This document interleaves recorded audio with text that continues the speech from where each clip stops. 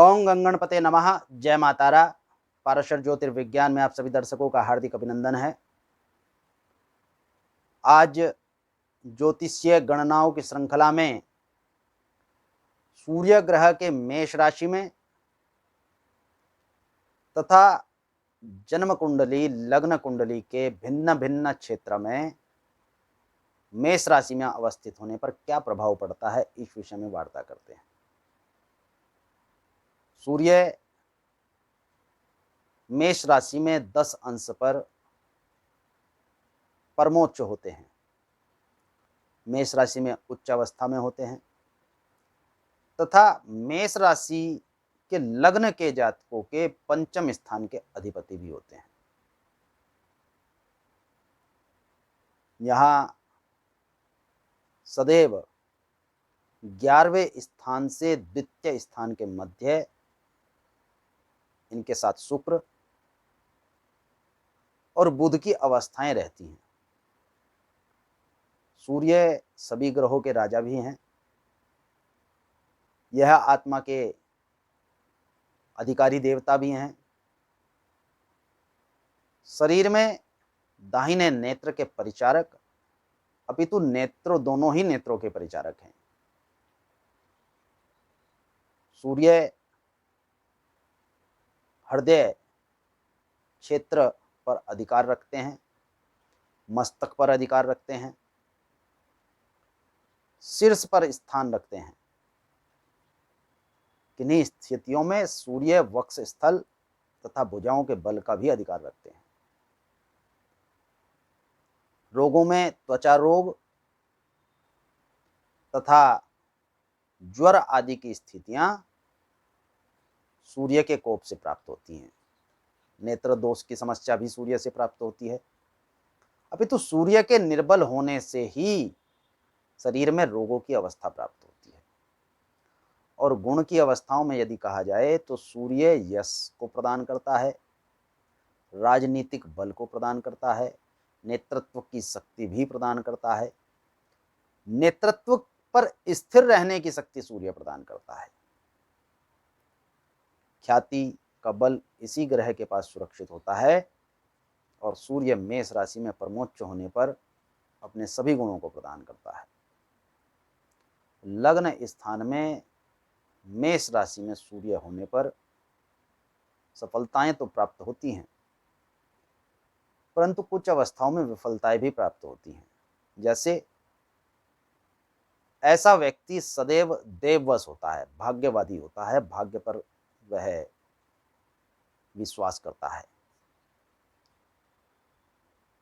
लग्न में मेष राशि में सूर्य के होने पर जातक कर्मवादी नहीं हो पाता।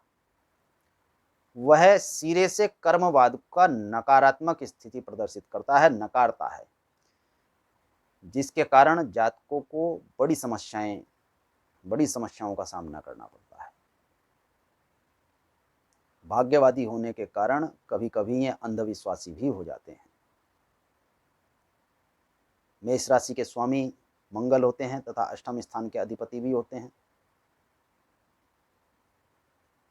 जिसके कारण मेष राशि में सूर्य के बैठने पर, सूर्य के गोचर करने पर इन व्यक्तियों में एक गुणवत्ता आती है कि यह बोलने में वाचाल तो होते हैं, परंतु इर्द गिर्द की शक्तियों को भांप कर बोलते हैं। एकांत में ये बली नहीं होते, दौर्बल्यता इनको ग्रहण होती है। इनका स्त्री पक्ष सदैव इनके सामने निर्बल रहता है, जिससे ये उनके बौद्धिक क्षमताओं से वंचित रहते हैं। और यदि किन्हीं कारणों से इनका स्त्री पक्ष प्रबल हो भी जाता है तो इन जातकों में इस विषय पर विवाद रहता है, क्योंकि यह अपनी बौद्धिक क्षमता के अनुसार अधिक प्रबलता मानते हैं और इनका गृहस्थ जीवन साथी उस विषय को स्वीकार नहीं कर पाता। सुख के साधनों में भी निरंतर प्राप्त होने के पश्चात जातकों को कष्ट की अवस्थाएं प्रदर्शित होती हैं। समस्याएं होती हैं, परंतु यह सुख के साधन में न्यूनता केवल 25% अर्थात सुख में 25% न्यूनता प्रदान करता है। कर्म में सदैव अविश्वास की सी स्थिति इनकी बनी रहती है। हालांकि इनके कार्य सार्थक होते हैं, सिद्ध होते हैं। ये जातक अति उत्साह, अति साहस, योजनाओं को पूर्ण करना, योजनाओं को उत्तम अवस्थाओं में बनाना, बौद्धिक प्रबलता, भाग्यशाली, इन सभी गुणों से युक्त होते हैं। परंतु इसके साथ साथ संशयात्मक प्रतिभूति भी इनकी रहती है। ये यह भी सदैव स्थिति में रखते हैं कि इस कार्य में कितना प्रभाव किस चीज का होना चाहिए, किस विषय का होना चाहिए और इसका क्या प्रतिफल प्राप्त होगा। मेष राशि में लग्न में स्थित सूर्य के जातक फल की इच्छा, फल की कामना बहुत अधिक करते हैं। ये फल की कामना का त्याग नहीं कर पाते, कर्म फल को प्राप्त करना चाहते हैं, शीघ्रतम प्राप्त करना चाहते हैं। मेष राशि के सूर्य उच्च के जातक अश्वनी, भरणी तथा कृतिका नक्षत्र के प्रथम चरणों में आचरण करते हैं। अश्वनी नक्षत्र के स्वामी केतु तथा भरणी नक्षत्र के स्वामी शुक्र और कृतिका नक्षत्र के स्वामी स्वयं सूर्य हैं। अतः सूर्य 10 अंश से 20 अंश के मध्य ही अति बलकारी होते हैं। मेष राशि में 10 अंश से कम तथा 20 अंश से अधिक, वास्तविकता में तो किसी भी राशि में सूर्य 10 अंश और 20 अंश के मध्य ही अति बलकारी होते हैं, परंतु यहाँ कृतिका नक्षत्र अर्थात मेष राशि के अंतिम चरण में जाते जाते 20 अंश से ऊपर की अवस्थाओं में, 20 अंश के आसपास की अवस्थाओं में सूर्य प्रबलकारी होते हैं।